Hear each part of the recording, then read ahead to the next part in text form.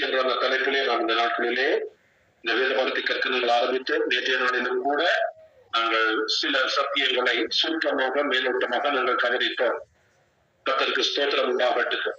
அதாவது இதே பூமியை ஆண்டவர் 1000 வருடங்கள் அரசாட்சி செய்யும்படியான திட்டம் உள்ளவராக இருக்கிறார். ஆனால் அதற்கு முன்பதாக 7 வருடங்கள் இதே பூமியை சாத்தான் ஆளுகை செய்ய போகின்றார்.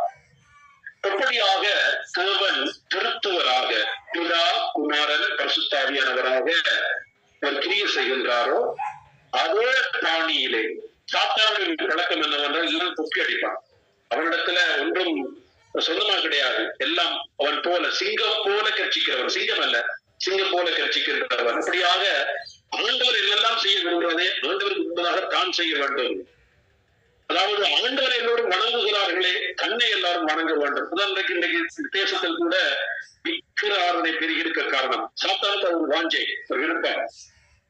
அதனாலே ஆண்டவர் 1000 வருடங்கள் அரசாட்சி செய்வதற்கு முன்பதாக ஒரு கொஞ்ச காலம், அதனால்தான் வேதம் சொல்லுகின்றது, விசுவாசானவன் தனக்கு கொஞ்ச காலம் உண்டென்று அறிந்து.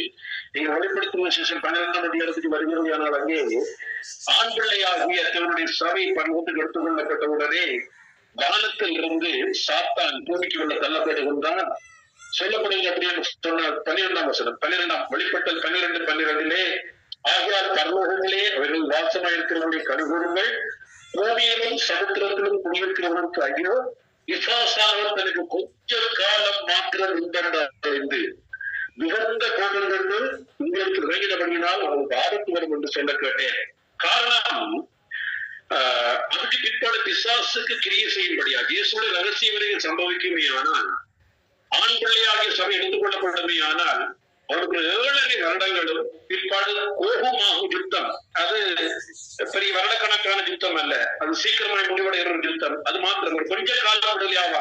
நீங்க வெளிப்படுத்துகிற சிஷ்யத்தினுடைய 20ஆம் அதிகாரத்துக்கு வருவீர்களே ஆனால் அங்கே அதனுடைய 3ஆம் வசனத்திலே அதற்கு பின்பு அவன் கொஞ்ச காலம் விடுதலையாக வேண்டும்.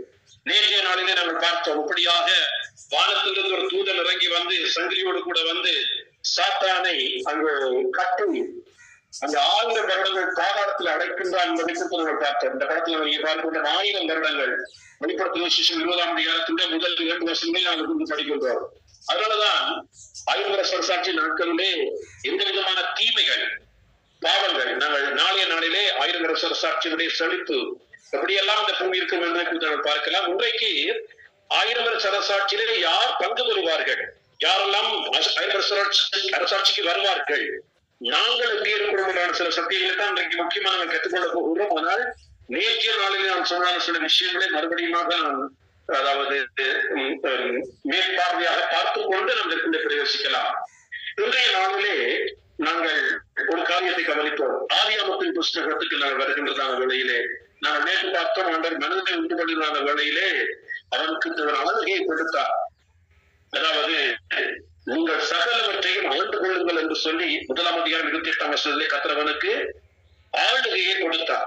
ஆனால் மனிதன் பாவம் செய்த வேளையில் இந்த ஆளுகையை இழந்து போனான். கர்த்தருக்கு ஸ்தோத்திரம் உண்டாகட்டும். ஆதி மனிதன் பாவம் செய்த வேளையிலே நீங்கள் மற்ற வேத பாடங்கள் பிரசங்கங்களை கேட்டிருப்பீர்கள். மனிதன் 7 ஆசீர்வாதங்களை இழந்தான் என்று நமக்கு தெரியும். 7 விதமான ஆசீர்வாதத்தை மனிதன் இதன் தோட்டத்தில் இழந்தான். அவன் பாவம் செய்த வேளையில் கொடுத்திருந்ததான 7 ஆசீர்வாதங்கள் என்னவென்றால், ஒன்று தேவனுடைய சாயம், 2வது தேவனுடைய மகிமை, 3வது சுதந்திரம், 4வது ஆளுகை, 5வது அழியாமை, 6வது ஐக்கியம், தேவனோடு உள்ள ஐக்கியத்தை நடந்து போனான், 7வதாக நித்திய ஜீவன். கர்த்தருக்கு ஸ்தோத்திரம் உண்டாகட்டும். ஆதி மனிதன் பாவம் செய்த வேளையிலே நேற்று சொன்னாங்க, நீங்க பேசுறதெல்லாம் கேட்கறதுக்கு நல்லா இருக்குது, ஆனா நோட்ஸ் எழுத முடியல, அவ்வளவு ஸ்பீடா போறீங்க. முடிஞ்ச அளவு நான் இன்னைக்கு பிரேக் பண்ணி போறேன், பாக்குறேன். கர்த்தருக்கு ஸ்தோத்திரம். கேட்க நல்லா இருக்குதா, ஆனா நோட்ஸ் எடுக்க முடியல, அவ்வளவு ஸ்பீடா போறீங்கன்னு சொன்னாங்க. கர்த்தருக்கு ஸ்தோத்திரம். அது ஒண்ணு தனித்தமிழ் பாஷையா இல்லையா? கர்த்தருக்கு ஸ்தோத்திரம் உண்டாகட்டும். மறுபடியும் சொல்லுங்க, இழந்து கொள்ளி கொள்ளலாம். நீங்க மனிதன் இழந்து போனதான 7 ஆசீர்வாதங்கள். தேவனுடைய சாயலை மனிதன் இழந்தான். இதெல்லாம் நாங்கள் விஸ்தாரமாக படிக்கலாம் அப்படின்னு சொன்னால், ஆதியில மனிதன் சாயல் அடைந்தது எப்படி, மறுபடியுமாக வெளிப்படுத்தின விசேஷம் 2ஆம் 3ஆம் அதிகாரங்களிலே 7 சபைகளுக்கு கொடுத்ததான, அதாவது ஜெயம் கொள்ளுகிறவனுக்கு தேவன் கொடுக்கின்ற ஆசீர்வாதங்களில் இந்த 7ஐயும் மறுபடியுமாய் தேவன் வாக்கு பண்ணுகின்றதை நாம் காணலாம். எல்லாவற்றையும் சேர்த்துப்படுத்த நமக்கு சமயம் இல்லை, நாம் சீக்கிரமாக கடந்து போகலாம். ஒன்று தேவனுடைய சாயல், இரண்டாவது தேவனுடைய மகிமை. பாவம் செய்த மனிதன் அன்றைக்கு தேவ மகிமையினாலே மூடப்பட்டிருந்தவன் பாவம் செய்த பொழுது மகிமை இழந்தபடினால்தான் அவன் நிர்வாணி என்று கண்டான். இன்றைக்கு காமன்ல வேலை செய்ய வேண்டியிருக்கிறது. காமன் தெரியுமா? அன்றைக்கு ஆதாம் மகிமை இழந்தபடினால காமன் ஃபேக்டரியே தேவையில்லை, துணிக்கடை தேவையில்லை, தையல் கடைகள் தேவையில்லை, தையல் மிஷின் தேவையில்லை.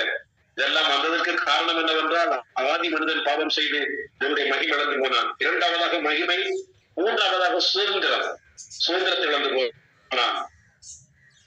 மாத்திரமல்ல, ஆளுகை இழந்தான். அழியாமை, மனிதன் அன்றைக்கு அஞ்சாவது அழியாமை. மனிதன் அன்றைக்கு சிருஷ்டிக்கப்பட்ட பொழுது அவன் மரணத்துக்கு எதுவானவனாக, அவனுக்கு மரணம் நியமிக்கப்பட்டிருக்கவில்லை. ஆனால் அன்றைக்கு அவன் அழியாமை, அவன் உள்ளவனாக மாறிவிட்டான், அதாவது அழிவுள்ளவனாய் மாறிவிட்டான், அழியாமை இழந்து போனான். ஆறாவதாக ஐக்கியம், ஏழாவதாக நித்திய ஜீவன். கர்த்தருக்கு ஸ்தோத்திரம். ஆனால் ஆண்டவர் இந்த 6வது நாளிலே மனிதனை படைத்து விட்டு வேதம் சொல்லுகிறது, 7ஆம் நாளிலே ஆண்டவர் எழுந்திருந்தாரா?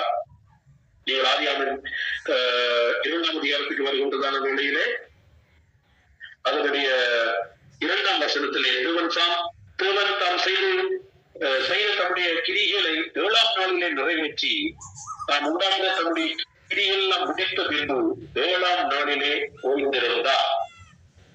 கர்த்தருக்கு ஸ்தோத்திரம். 7ஆம் நாளிலே தேவன் ஓய்ந்திருந்தாரா?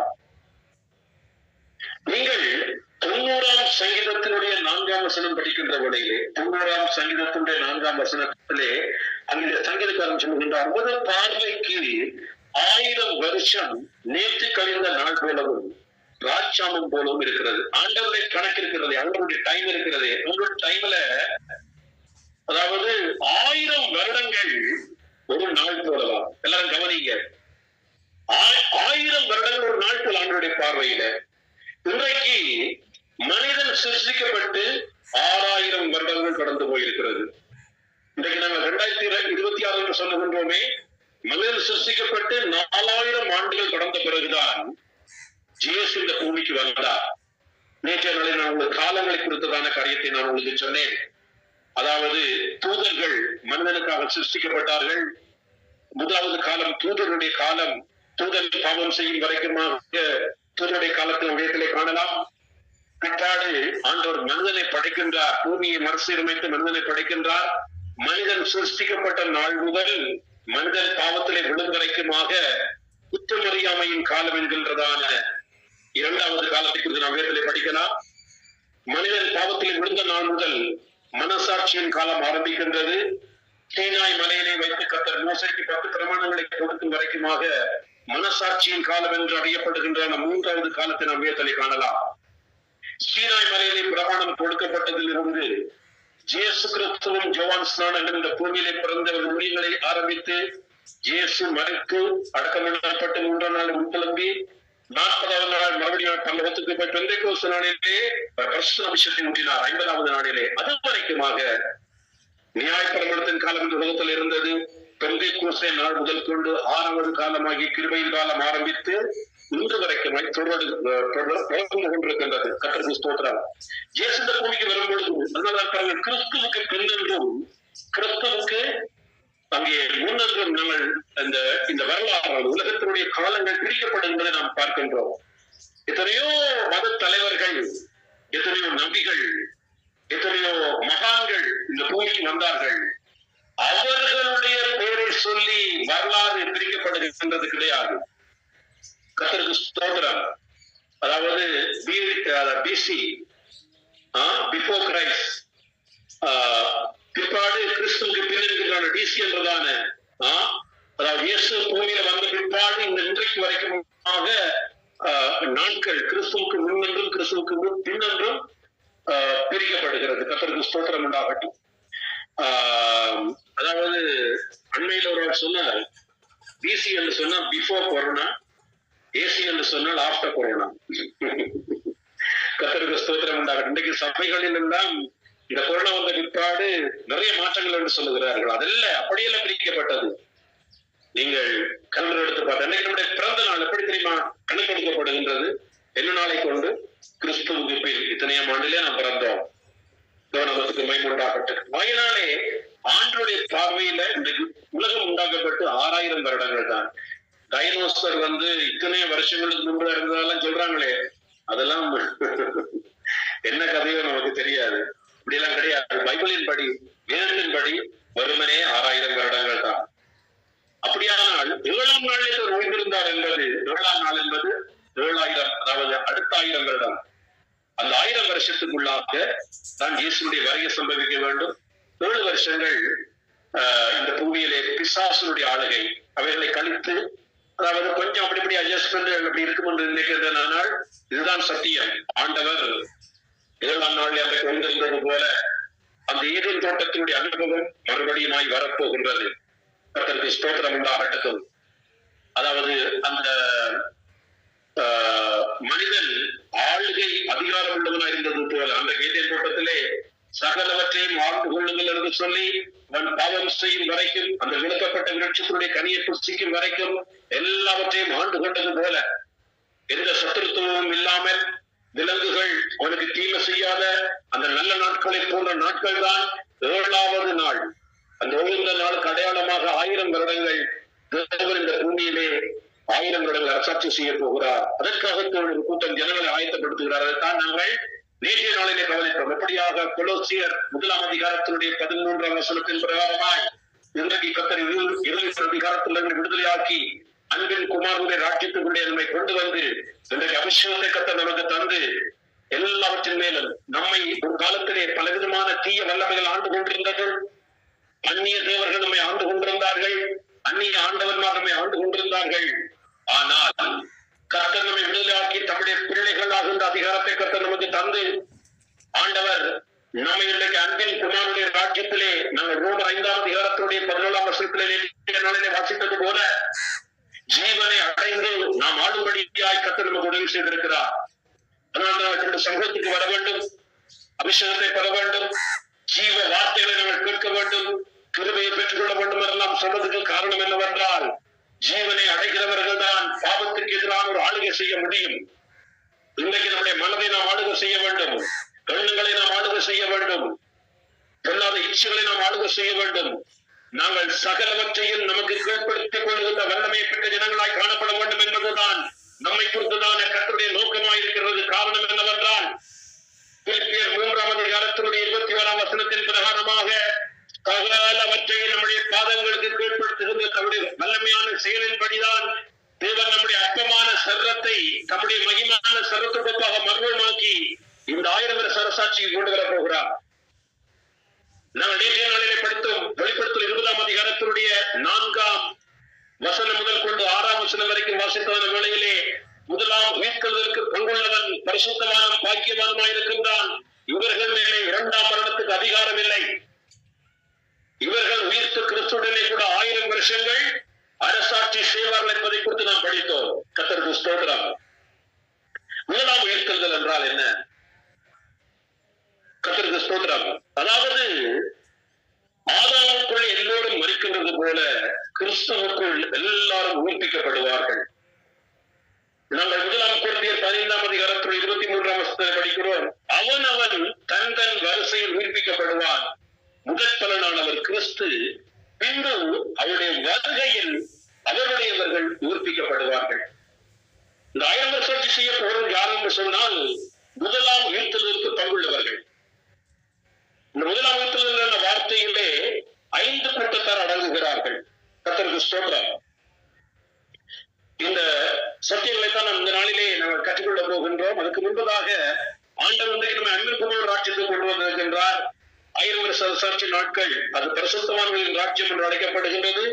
தானியேலின் புஸ்தகம் 7ஆம் அதிகாரத்துடைய 27ஆம் வசனத்திலும் 2ஆம் அதிகாரத்துடைய 44ஆம் வசனத்திலும் அந்த ராஜ்யம் பூமியின் கீழ் இருக்கின்றதான எல்லா ராஜ்யங்களும் அவருடைய பரிசுத்தவான்களாகிய ஜனங்களுக்கு கொடுக்கப்படும். இன்னொரு வார்த்தையில சொன்னால் முதலாம் வீட்டிலிருந்து பங்குள்ளவர்களுக்கு தான் கொடுக்க போகின்றார்.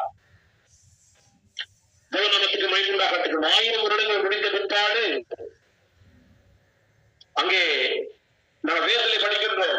இந்த பூர்வமாக யுத்தம் ஒரு யுத்தம் இருக்கின்றது. அந்த யுத்தத்தோடு கூட அங்கே கொள்ளை சிங்காசன நியாய தீர்ப்பு நடைபெறும்.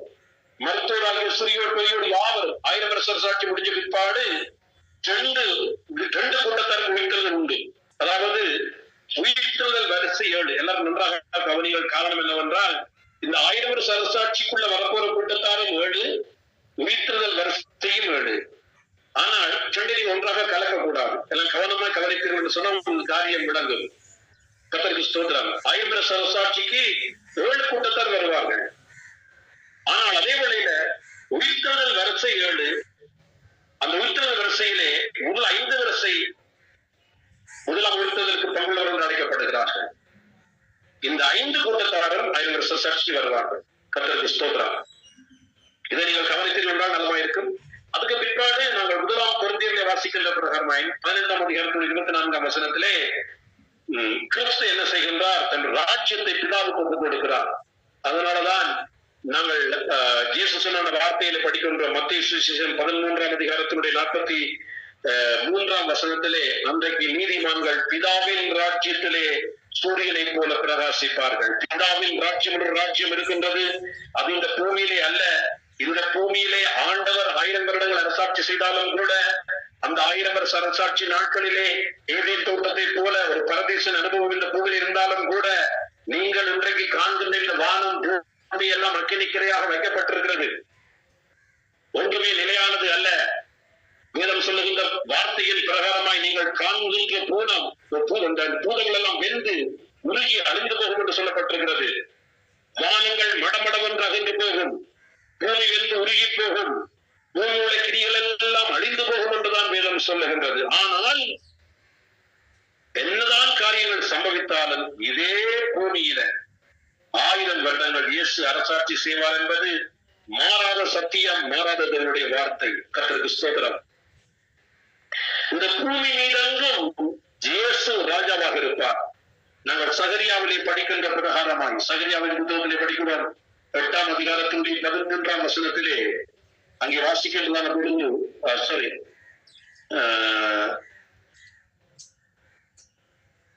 சகரியா 14ஆம் அதிகாரத்தினுடைய 9ஆம் வசனம். சகரியா 14:9 படிக்கின்றோம். அப்பொழுது கர்த்தர் பூமியின் மீதெங்கும் ராஜாவாக இருப்பார். அந்நாளிலே ஒரே கர்த்தர் இருப்பார். அவருடைய நாமமும் ஒன்றாயிருக்கும். கர்த்தருக்கு ஸ்தோத்திரம். நம்முடைய இயேசு பூமி மீதெங்கும் ராஜாவாக இருப்பார். நேற்றைய நாளில் நான் வாசித்தது போல ஏசாயா 32ஆம் அதிகாரத்துடைய 1ஆம் வசனத்திலே ஒரு ராஜா நீதியாய் அரசாட்சி செய்வார், பிரபுக்களும் நியாயமாய் துரைத்தனம் பண்ணுவார்கள். நம்முடைய இயேசு நீதியாய் அரசாட்சி செய்கிற நாட்கள் தான் 1000 வருஷ அரசாட்சி. இந்த 1000 வருஷ அரசாட்சியிலே இந்த முதலாம் உயிர்த்தலுக்கு பங்குள்ளதான இந்த 5 கூட்டத்தார், எல்லாரும் கவனிகள். இந்த 5 கூட்டத்தார், இந்த படத்துல போடப்பட்ட 5 கூட்டத்தார் யார் என்று சொன்னால் இவர்கள் தான் முதலாம் உயிர்த்தலுக்கு பங்குள்ளவர்கள், பரிசுத்தவான்களும் பாக்கியவான்களும். தேவநாமத்துக்கு மைகுண்டாகட்டும். சிபிஎம் சபையில் ஒரு பாஸ்டர் ஊழியத்தில் இருந்தார். சங்கினுடைய நாட்கள்ல போயிட்டு மறுபடியும் விவாகம் பண்ணினார். 3 பிள்ளைகளோடு கூட மறுபடியும் ஊழியத்துக்கு வந்து விட்டார். அவரை குறித்த ஒரு சகோதரன் சொன்ன காரியம், அவர் பரிசுத்தவானும் பாக்கியவானுமா இருக்கிறார் என்று. அப்படி அல்ல, அதல்ல காரியம். அதாவது முதலாம் உயிர்த்தலுக்கு நாங்கள் பங்குள்ளவர்களாக மாற வேண்டும். அதான் முக்கியமான விஷயம். தேவநாமத்துக்கு மைகுண்டாகட்டும். அதிலே முதல் கிறிஸ்து. அதனால் படித்தோமே, அவர் தான் பூமி மீதெங்கும் ராஜாவாக இருக்க போகிறார். 1000 வருஷ அரசாட்சியினுடைய அதாவது முக்கியமான நபராக அல்லது முக்கியமான ஒரு சிங்காசனத்தில் இருக்கக்கூடியவராய் நம்முடைய இயேசு காணப்படுவார். முதலாம் உயிர்த்தல் வரிசையிலே முதலாவது இயேசு, 2வது மணவாட்டி சபை. கர்த்தருக்கு ஸ்தோத்திரம். 2 பேருடைய படம் போட்டிருக்கிற காரணம் என்னவென்றால் மணவாட்டி 2 சேனையுடைய கூட்டத்துக்கு சமானமானவள். முதல்ல பார்த்த 6ஆம் அதிகாரத்துடைய 13-14 வசனங்கள் படிக்கின்ற வேளையிலே அங்கே திரும்பி வா, நான் உன்னை பார்க்கும்படியாக திரும்பி வா, நீ என்னத்தை காண்கிறீர்கள்? அவள் 2 சேனையுடைய கூட்டத்துக்கு சமானமானவள். அதாவது கிறிஸ்துவுக்குள்ளே மறைத்தவர்கள் என்றும் கிறிஸ்துவுக்குள்ளே ஜீவிக்கிறவர்கள் என்றும் 2 கூட்டத்தார். அதனாலதான் நாங்கள் 1 தெசலோனிக்கேயர் 4ஆம் அதிகாரத்துடைய 14ஆம் வசனம் கொண்டு படிக்கும் பொழுது அங்கே வாசிக்கின்ற, ஏனென்றால் கர்த்தர் தாமே ஆரவாரத்தோடும் பிரதான தூதனுடைய சத்தத்தோடும் தேவ எக்காலத்தோடும் வானத்திலிருந்து இறங்கி வருவார். அப்பொழுது கிறிஸ்துவுக்குள் மரித்தவர்கள் முதலாவது எழுந்திருப்பார்கள் என்று உயிரோடு இருக்கிற நாமும் சென்று கூட்டத்தக்க கிறிஸ்துவுக்குள்ளே மரித்தவர்கள் உயிரோடு இருக்கிறவர். இன்றைக்கு சிலர் நினைக்கிறார்கள், நிறைய பாஸ்டர்மார் வந்து ஏலாத பாஸ்டர் கூட பொண்ணு பிடிச்சிட்டு வந்து 4 பேர் பிடிக்க நடந்து வந்து மரணமே ஒரு கூரங்கன்னு மண் போட்டால் போயிடலாம். தப்பு கணக்கு போடாதீர்கள். கிறிஸ்துவுக்குள் வாழ்கின்ற ஒரு வாழ்க்கை, வேதம் சொல்லுகின்ற ஒருவன் கிறிஸ்துவுக்குள் இருந்தால் அவன் புதிய சிருஷ்டியா இருக்கிறான். பழையவைகள் எல்லாம் ஒழிந்து போயின, எல்லாம் புதிதாயின. கர்த்தருக்கு ஸ்தோத்திரம். கிறிஸ்துவுக்குள்ளே வெற்றி சிறக்க பண்ணி எல்லா இடங்களிலும் நம்முடைய வாசனை வெளிப்படுத்துறதுவனுக்கு ஸ்தோத்திரம் என்று ஒன்றைக்கு போய் சொன்னார். கிறிஸ்துவுக்குள்ளான ஒரு வெற்றிகரமான வாழ்க்கை, ஒரு ஜெயகரமான வாழ்க்கை. அதாவது ஒரு மனுஷன் தன்னுடைய பாவங்களுக்காய் மனஸ்தாபப்பட்டு மனம் திரும்பி அவன் செய்த பாவங்களுக்கு உணர்வடைந்து அவன் அறிக்கை செய்து பாவங்களை விட்டுவிட்டு மனிதரோடும் தோரோடும் கூட ஒப்புரவாகி தான் அநியாயமாய் பெற்றுதான் அநியாயமாய் சம்பாதித்த எல்லாவற்றையும் திருப்பி கொடுத்துவிட்டு ஜீவ பிரமாணங்களில் நடந்து கர்த்தரின் வார்த்தைக்கு கீழ்ப்படிந்து சரியான முழுக்க ஞானஸ்நானம் பெற்று அபிஷேகம் பண்ணப்படான தேவனுடைய ஊழியர்களுடைய கையிலே அவன் ஞானஸ்நானம் பெற்று மாத்திரமல்ல அந்நிய பாஷை பேசுகின்ற அடையாளத்தோடு பரிசுத்த அபிஷேகத்தை பெற்றுக் கொள்கின்ற வேளையில் அவன் கிறிஸ்துவுக்குள்ளாய் வருகின்றான். அல்லாமல் பேர் போன சபைகளில் இருக்கின்றதுனாலே, பாரம்பரிய சபைகளில் இருக்கின்றதுனாலே, 100 வருட சபைகள் இருக்கின்றதுனாலே, 200 வருட சபைகள் இருக்கின்றன ஒருவன் கிறிஸ்துவுக்குள்ளான வாழ்க்கை வாழ்கிறான் என்று அர்த்தம் அல்ல. இந்த மனுஷனையும் கிறிஸ்து இயேசுவுக்கு துறையினவனாக நிறுத்தும்படியாக நாங்கள் இந்த மனுஷனுக்கு புத்தி சொல்லி இந்த மனுஷனுக்கும் எல்லா ஞானத்தோடும் கூட கடிந்து கொண்டு உபதேசம் பண்ணுகின்றோம். கிறிஸ்துவுக்குள்ளான வாழ்க்கை இருக்கின்றது. அந்த வாழ்க்கையை வாழ்ந்து நீங்கள் மறிப்பீர்களானால் உங்களை அடக்கம் பண்ண யார் இல்லாவிட்டாலும் பரவாயில்லை. உங்களை அரசாங்கம் உங்களை அடக்கம் பண்ணினாலும் கூட பரவாயில்லை. உங்கள் மாம்சம் ஒருவரை காட்டு மிருகங்களுக்கு இரையாகலாம். அன்றைக்கு அப்போஸ்தலர்கள் காட்டு மிருகங்களுக்கு இரையாக கொடுக்கப்பட்டார்கள். அவர்களுக்கெல்லாம் கிறிஸ்துவுக்குள்ளான வாழ்க்கை இல்லையா? இரத்த சாட்சிகளாய் மரித்தார்கள், சேற்றிலே புதைக்கப்பட்டார்கள், மிருகங்களுடைய தோள்களிலே அவர்கள் சுத்தப்பட்டு வெயிலே போடப்பட்டு உயிரோடு கூட எலும்புகள் நொறுங்கி மரித்தார்களே. அவருடைய காரியம் எல்லாம் உங்கே அன்றைக்கு விசுவாசம் இருந்ததா? பிரசுத்தவான்கள் இருந்தார்களா? யாரும் இல்லை. யார் அடக்கம் பண்ணினார்கள்? கொடிய மிருகங்களுக்கு சிங்கங்களுக்கு இரையாக கொடுக்கப்பட்டார்களே. இந்த 2வது கூட்டம் கிறிஸ்துவுக்குள்ளே ஜீவிக்கிறவர்களும் கிறிஸ்துவுக்குள்ளே மறித்தவர்களும் வஞ்சிக்கப்படக்கூடாது. கர்த்தருக்கு ஸ்தோத்திரம் உண்டாகட்டும். நீங்கள் 2ஆம் கொரிந்தியருக்கு வருகின்றதான வேளையிலே அங்கே எனக்கு சமயம் இல்லாவிட்டாலும் கூட சில வசனங்களை நான் உங்களுக்கு மேற்கோள் காட்டுகின்றேன். கிறிஸ்துவுக்குள்ளாக வாழ்கின்ற வாழ்க்கையை குறித்ததான சில காரியங்களை அங்கே நாம் படிக்கின்றோம். அங்கே 1ஆம் கொரிந்தியர் 4ஆம் அதிகாரத்துடைய 17ஆம் வசனத்திலே கிறிஸ்துவுக்குள்ளான நடக்கைகளை அவன் உங்களுக்கு ஞாபகப்படுத்துவான். பிரியமானவர்களே, கிறிஸ்துவுக்குள்ளான ஒரு நடக்கை, நம்முடைய நடையானது கிறிஸ்துவுக்குள்ளான நடையாக இருக்க வேண்டும். விரும்பினது போல நடக்கிறது அல்ல கிறிஸ்தவ வாழ்க்கை. கிறிஸ்தவ வாழ்க்கை என்பது கிறிஸ்துவுக்குள்ளான நடக்கை ஒன்று இருக்கின்றது. அந்த நடக்கையின் பிரகாரமாக வாழ்கிறவர்கள் தான் கிறிஸ்துவுக்குள்ளே வாழ்கிறவர்கள், கிறிஸ்துவுக்குள்ளே மரிக்கிறவர்கள். நமக்கு மைமுண்டாகட்டும். மேலும் 2ஆம் கொரிந்தியர் 1ஆம் அதிகாரத்துக்கு வருகின்ற வேளையிலே அங்கே நாம் படிக்கின்றோம் 20ஆம் வசனத்திலே, 21ஆம் வசனம், 2ஆம் கொரிந்தியர் 1ஆம் அதிகாரம் 21ஆம் வசனத்திலே, உங்களோடு கூட கிறிஸ்துவுக்குள் ஸ்திரப்படுத்தி நம்மை அபிஷேகம் பண்ணினவர் தேவனே, கிறிஸ்துவுக்குள் ஸ்திரப்படுத்தி இன்றைக்கு அசைகின்றதான, சோர்ந்து போகின்றதான, அதறியப்படுகின்றதான, பின்வாங்கி போகின்றதான, ஒரு ஸ்திரன் இல்லாத கிளம்புகின்றதான வாழ்க்கை அநேக கிறிஸ்தவர்கள் பெந்தெகோஸ்தே ஜனங்கள் ஜீவிக்கிறார்கள். கிறிஸ்துவுக்குள் மரித்த கூட்டத்திலே வந்து முதலாம் உயிர்த்தெழுதலுக்கு பங்குள்ளவர்களாக 1000 வருஷ சாட்சிக்கு வர வேண்டுமே. ஆனால் யாருக்கு ஆளுகை? இந்த உலகத்திலே பேர் போனவர்களுக்கு அல்ல, சபைகளுக்காக பணத்தை அள்ளி கொடுக்கிறவர்களுக்கு அல்ல.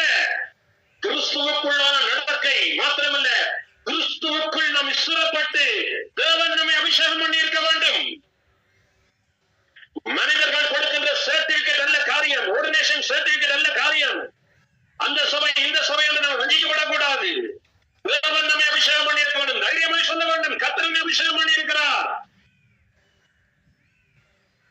2 கொரிந்தியர் 1:21 விதமாக படிக்கின்றோம். அதே போல 2ஆம் அதிகாரத்தினுடைய 14ஆம் வசனத்திலே கிறிஸ்துவுக்குள் எப்பொழுதும் உங்களை வெற்றி சிறக்க பண்ணி எல்லா இடங்களிலும் உங்களை கொண்டு அவரை அறிகின்ற அறிவின் வாசனையை வெளிப்படுத்துகின்ற தேவனுக்கு ஸ்தோத்திரம். கிறிஸ்துவுக்குள்ளான வாழ்க்கை என்றால் என்ன? நாம் கிறிஸ்துவுக்குள் எப்பொழுதுமே வெற்றி சிறக்க வேண்டும். நமக்கு ஒரு தோல்வியான வாழ்க்கை அல்ல. நாங்கள் ஆளப்படக்கூடாது, நாங்கள் ஆள வேண்டும். அசுத்த வல்லமைகளாக இருக்கலாம், பாதாளத்தினுடைய கிரிகளாக இருக்கலாம், பாவமாக இருக்கலாம், இந்த உலகத்தினுடைய லௌகியமாக இருக்கலாம். இந்த உலகத்தினுடைய அசைக்கிறது என்று சொன்னால், இந்த லௌகியத்தினுடைய ஆசை இச்சைகள், உலகத்தினுடைய மாயைகள் நம்முடைய இதயத்தை சஞ்சலப்படுத்துகிறது என்று சொன்னால், நாம் கிறிஸ்துவுக்குள்ளே ஸ்திரமானவர்களும் அல்ல, நாம் கிறிஸ்துவுக்குள்ளே வெற்றி சிறக்கிறவர்களும் அல்ல. முதலாம் உயிர்த்தலுக்கு நமக்கு பங்கு கிடையாது.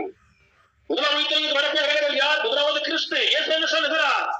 நான் உலகத்தான் அல்லாதது போல நீங்கள் உலகத்தார் அல்ல, நான் உலகத்தை ஜெயித்தேன்.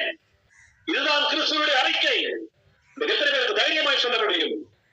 நான் உலகத்தை ஜெயித்தேன், பாவத்தை ஜெயித்தேன், இந்த உலகத்தின் அதிபதி வருகிறான், அவனுக்குரியதான ஒன்றும் இடத்தில் எந்த தைரியமாய் சொல்ல முடியுமா? இந்த வார்த்தையை பேசுகின்ற நானாக இருக்கலாம், கேட்டுக்கொண்டிருக்கிற நீங்களாக இருக்கலாம். கிறிஸ்துவுக்குள்ளே வெற்றி வாழ்க்கையை நாங்கள் வாழாவிட்டால் நாம் முதலாம் உயிர்த்தலுக்கு பங்குள்ளவர்களாக மாற முடியாது. நமக்கு மைமண்டாகட்டும். அதே 2ஆம் அதிகாரம் 2 கொரிந்தியர் 2ஆம் அதிகாரத்தினுடைய 17ஆம் வசனத்திலே அநேகரை போல நாங்கள் தேவனுடைய வசனத்தை கலப்பாய் பேசாமல் துப்புரவாகவும் தேவனால் அருளப்பட்ட பிரகாரமாகவும் கிறிஸ்துவுக்குள் தேவ சந்நிதியில் பேசுகின்றோம். கர்த்தருக்கு ஸ்தோத்திரம். கிறிஸ்துவுக்குள்ளான வாழ்க்கை என்றால் என்ன? கிறிஸ்துவுடைய சன்னிதானத்தில் நீங்கள் பேசுகின்றவர்களாக இருக்க வேண்டும். நாம் பேசுகின்ற வார்த்தைகள் கிறிஸ்துவுக்குள்ளான வார்த்தைகள் தானா? கர்த்தருக்கு பயந்தவர்களோடு பேசிக் கொள்வார்கள், கர்த்தர் கவனித்து காட்டுவார் என்றும் அவர்கள் தான் அவருடைய வருகையினால் சொந்த சம்பத்தாய் இருப்பார்கள் என்று மல்கியா 3ஆம் அதிகாரத்திலே படிக்கின்றோமே. கிறிஸ்துவுக்குள்ளான வாழ்க்கை என்றால் என்ன? கிறிஸ்துவுக்குள் தன்னுடைய சந்நிதியிலே பேச வேண்டும். தன்னுடைய வார்த்தை பேசுகிறதா இருக்கலாம். நமக்கேற்ற பிரகாரமாய், சந்தர்ப்பத்துக்கு ஏற்ற பிரகாரமாய் வார்த்தையை அங்குமிங்குமாக கலப்பாய் பேசுவதல்ல, தேவனுடைய வார்த்தையை பேசுவது. நாங்கள் துப்புரவாக பேசுகின்றோம். தேவனால் அருளப்பட்ட பிரகாரமாக நாங்கள் கிறிஸ்துவுடைய சன்னிதானத்திலே பேசுகிறோம். இந்த வார்த்தைகளை நாங்கள் மனுஷனிடத்திலே கற்றதும் இல்லை, மனுஷனிடத்திலே பெற்றதும் இல்லை. தேவன் நமக்கு இந்த வார்த்தை. கர்த்தருக்கு ஸ்தோத்திரம். அன்றைக்கு பேதுருவும் யோவானும் பேசுகின்ற தைரியத்தை ஜனங்கள் கண்டார்கள். என்ன சொன்னார்கள்? இவர்கள் படிப்பறிவு இல்லாதவர்கள், பேதமை உள்ளவர்கள், கிறிஸ்துவுடனே இவர்கள் இருந்தவர்கள். இதுதான் ரகசியம், வெற்றி வாழ்க்கையின் ரகசியம். இன்றைக்கு வாயில் வந்ததெல்லாம் பேசுகிறார்கள், வாயில் வந்ததெல்லாம் சத்தியம் என்று சொல்லுகிறார்கள். சாத்தானும் கூட வேதம் தான் ஓதுகின்றான். அதல்ல காரியம். கிறிஸ்துவுக்குள்ளான வாழ்க்கை இருக்கிறது. நீங்கள் 5ஆம் அதிகாரத்துக்கு வருகின்ற வழியிலே 2 கொரிந்தியர் 5ஆம் அதிகாரத்துடைய 14ஆம் வசனத்திலே இப்படி இருப்பவர்கள் கிறிஸ்துவுக்குள் இருந்தவர்கள் புதிய சிருஷ்டியாக இருக்கிறார், பழையவைகள் ஒன்று போயின, எல்லாம் புதிதாயின. கர்த்தருக்கு ஸ்தோத்திரம். இன்றைக்கு சந்தர்ப்பங்கள் சூழ்நிலைகள் வருகின்ற வழியிலே நம்மளை அனைவரும் நாம் என்ன செய்கின்றோம்? உங்களுக்கு தெரியுமா நான் யார் என்று சொல்லி? நான் பெல்டிகோஸ் கோட்டை காட்டி வச்சேன்னு சொல்லி காட்டுறது யார் என்று இல்லையா? சொல்லுகின்றோமா? பழைய மனுஷன் தலை தூக்குகின்றானா? உயிர்த்தல் என்றைக்கே சம்பவித்ததா? அதெல்லாம் உயிர்த்தல்கள்.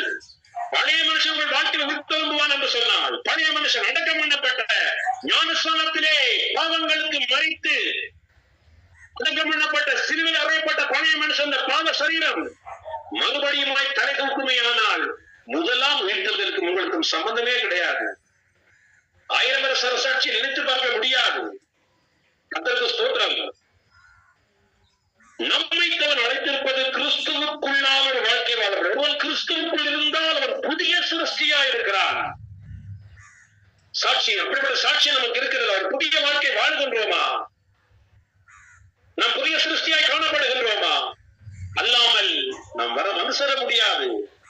முதலாம் உயிர்த்தலுக்கு பங்குள்ளவன். நேற்று படித்த அந்த வசனத்தை மறுபடியும் ஞாபகப்படுத்தி பாருங்கள். வெளிப்படுத்தல் 20ஆம் அதிகாரத்துடைய 6ஆம் வசனம். முதலாம் உயிர்த்தலுக்கு பங்குள்ளவன் பரிசுத்தவானும் பாக்கியவானுமாயிருக்கிறான். அவர்களுக்கு இரண்டாம் மரணத்தின் மேலே அதிகாரம் கிடையாது. கர்த்தருக்கு ஸ்தோத்திரம். அதை குறித்து நான் பிற்பட உங்களுக்கு சொல்லுகிறேன். இரண்டாம் மரணம் என்றால் என்ன? தேவநாமத்துக்கு மகிமை உண்டாகட்டும். தொடர்ந்து வாருங்கள். இந்த 2ஆம் கொள்கைக்கு நான் வருகின்றதான வேளையில் அதனுடைய 12ஆம் அதிகாரம் அதனுடைய 2ஆம் வசனத்திலே வாசிக்கின்றோம். கிறிஸ்துவுக்குள்ளான ஒரு மனுஷனை அறிவேன். அவன் சரத்தில் இருந்தாலும் சரத்துக்கு புறம்பாக எனக்கு தெரியாது. அவன் பிரதேசத்தில் எடுக்கப்பட்டு மனுஷர் பேசப்படாததும் வாக்கு கேட்டாததும் ஆகிய வார்த்தைகளை கேட்டான் என்று அறிந்திருக்கிறேன். கிறிஸ்துவுக்குள்ளான ஒரு மனுஷன். இந்த பூமியில நாங்கள் எல்லாரும் மனுஷர்கள். ஆனால் அன்பின் குமாரின் ராஜ்யத்தில் இருக்கிறவர்களாகிய நாங்கள் எப்படிப்பட்ட மனுஷராக இருக்க வேண்டும்? பாவ மனுஷர்களாக, துர்ப்புத்தி உள்ள மனுஷர்களாக, கெட்ட மனுஷராக, பயமில்லாத மனுஷராக, சுயமாய் நடக்கிற மனுஷராக, மனசு மாம்சம் விரும்பில் செய்கிற மனுஷராக அப்படிப்பட்ட மனுஷராய் நாம் இருக்கக்கூடாது. வேலியாளின் மனுஷராய் நாம் இருக்கக்கூடாது. உலகத்தின் மனுஷராய் நாம் இருக்கக்கூடாது. நாம் எப்படிப்பட்ட மனுஷராய் இருக்க வேண்டும்? கிறிஸ்துவுக்குள்ளான ஒரு மனுஷனை நான் அறிவேன். நாம் ஆண்களாக இருக்கலாம், பெண்களாக இருக்கலாம், சகோதரிமாராக இருக்கலாம், சகோதரமாராக இருக்கலாம். நாம் கிறிஸ்துவுக்குள்ளானவர்களாய் நாங்கள் வாழாவிட்டால் 3ஆம் வானத்துக்கு மேல் எடுத்துக் கொள்ளப்பட முடியாது. வானங்கள் வழியாய் பர்வத்துக்கு போன இயேசுவோடு நாங்கள் போய் சேர வேண்டுமே ஆனால், இந்த 1000 வருஷ சாட்சிக்கு வர வேண்டுமே ஆனால், கிறிஸ்துவுக்குள்ளான ஒரு வாழ்க்கை. அர்ப்பணி ஆயிடுச்சு. சொல்ல வேண்டிய நிறைய இருக்குது. கர்த்தருக்கு ஸ்தோத்திரம். பாருங்கள், கிறிஸ்துவுக்குள் இவர்கள் தான். கிறிஸ்துவுக்குள் ஜீவிக்கிறவர்களும் கிறிஸ்துவுக்குள் மரிக்கிறவர்களும் தான். எக்கால சத்தம் கொண்டிருக்கின்றவரை அவர்களுடைய கல்லறைகள் திறக்கும். அல்லாமல் பெரிய பாஸ் அடக்கம் பண்ணினதுனால, பாரம்பரிய சபையில் வந்து பாதிரியை அடக்கம் பண்ணினதுனால, பிஷப் அடக்கம் பண்ணதுனால அங்கதான் இருக்கும். உங்களுக்கு சத்தியம் தெரியுமா? அன்றைக்கு இயேசு கல்லறை தோட்டத்துக்கு போனார். லாசர் என்ற பெயர் உள்ளதான அநேகர் அன்றைக்கு கல்லறைகளை உறங்கிக் கொண்டிருந்தார்கள். எந்த லாசர் வெளியில வந்தா? லாசரவே வெளியே வான்னு சொல்லுடனே நீங்க அந்த நீர்வம்பகம் போறீங்கன்னு சொன்னா பெரோட்டாக்குள்ள அந்தோனி, அஞ்சலி, இதெல்லாம் பல பேர்ல பலருடைய கல்லறைகள் இருப்பாங்க இல்லையா? ஒரே பேர்ல பலர் இருப்பாங்க. இயேசுவை லாசரவே வெளியே வா என்றார். எந்த லாசர் வந்தார் வெளியே? பெத்தானியா லாசர். இயேசு நேசித்தவர். கர்த்தருக்கு ஸ்தோத்திரம். அதே போல எக்காலம் துணிக்கிற நேரத்தில் எல்லா கல்லறைகளும் திறக்காது. நாங்கள் இப்பொழுது கவனித்த கிறிஸ்துவுக்குள்ள நடக்கை, கிறிஸ்துவுக்குள்ளான ஸ்தீரம், கிறிஸ்துவுக்குள்ளான வாழ்க்கை, கிறிஸ்துவுக்குள்ளான புதிய சிருஷ்டி, கிறிஸ்துவுக்குள்ளாக வெற்றி சிறந்தவர்கள், கிறிஸ்துவுக்குள்ளாக வாசனை. இன்னைக்கு என்ன வாசனை தெரியுமா? திடீரென்று மாத்திரம் வெள்ளியா வருது தெரியுமா? நீங்க கிரீமெல்லாம் பூசி விளையாடுறேன்னு சொன்னா நீங்க ஆப்பிரிக்காவில யார் கரப்பில் இருக்க மாட்டாங்களே, இல்ல அங்க பெரிய பிசினஸ் நடக்குமே. இல்ல அந்த வாசனையா இல்ல, நம்முடைய வாழ்க்கை, நம்முடைய ஜீவியம், சாட்சியின் வாழ்க்கை வாசனை ஈஸ்வரன் கிறிஸ்துவுக்குள்ளாக வாசனை வீசி எல்லா இடங்களிலும் வெற்றி சிறக்க பண்ணுகின்ற தேவன். கிறிஸ்துவுக்குள்ளான மனுஷர்கள் தான் எல்லா வானங்களுக்கு மேல எடுக்கப்படுவார்கள். மனுஷர் பேசாதவர்கள் வாக்கு கடங்காமான வார்த்தையில நான் கேட்டேன். இன்னும் சொல்லும்படியா கிறிஸ்துவுக்குள்ளான பகுதியில் அநேகம் இருக்கின்றது. நான் கடந்து போகின்றேன். அதாவது முதலாம் இருந்ததற்கு பங்குள்ளவர்கள், கிறிஸ்துவானும் பாக்கியவர்கள். யார் இவர்கள்? இவர்கள் தான் கிறிஸ்துவுக்குள் ஜீவிக்கிறவர்கள், கிறிஸ்துவுக்குள்ளே வாழ்கிறவர்கள். கிறிஸ்துவுக்குள்ளான வாழ்க்கையை நாங்கள் வாழ்கின்றோமா? புதிய பையனா நீங்க இங்கே பாருங்க, இங்க பாருங்க, கிறிஸ்துவுக்குள்ளானவர்கள் இங்கே பாருங்க. யாரோ ஒரு ஆள் வர்றாரு, புரிய கர்த்தருக்கு ஸ்தோத்திரம் உண்டாகட்டும். வருகை முதலாவது தலைவத்திலே 3வது வருஷம் யார் என்று சொன்னால் உபத்திரவ சாட்சிகள். தேவநாமத்துக்கு எப்பொழுது வாசிங்க.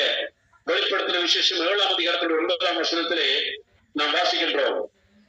வெளிப்படுத்தல் 7:9 சீக்கிரமா படிங்க. இவைகளுக்கு பின்பு நான் பார்த்த பொழுது இதே சகல ஜாதிகளிலும், கோத்திரங்களிலும், ஜனங்களிலும், பாஷைக்காரரிலும் வந்ததும் ஒருவன் உண்ணக்கூடாதமான திரளான கூட்டமான ஜனங்கள் வெள்ளையர்களை தரித்து